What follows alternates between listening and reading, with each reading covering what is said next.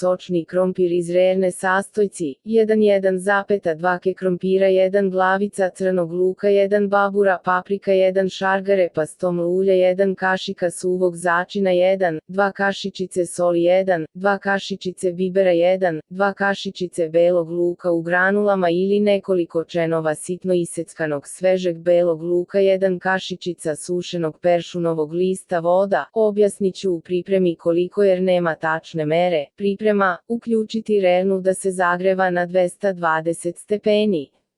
Očistiti krompir i iseći na kockice kao za jedan zalogaj. Staviti u tepsiju pa dodati na kriške isečen crni luk. Preko narendati na krupno rende šargarepu i sitno iseckati papriku. Posuti začinima, preliti uljem pa naliti čašu vode i sve rukom izmešati, tako da krompir, luka i šargarepe bude po celoj tepsiji i bude gusto, načičkan.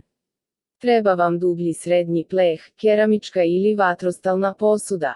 Doliti vode tako da sav krompir ogrezne, bude u vodi, ali da ne preliva preko krompira previše. Staviti da se peče nekih 30 minuta pa promešati kašikom i vratiti da se peče sve dok odgore ne počne da rumeni, a vode i ulja ima otprilike 1 cm visine.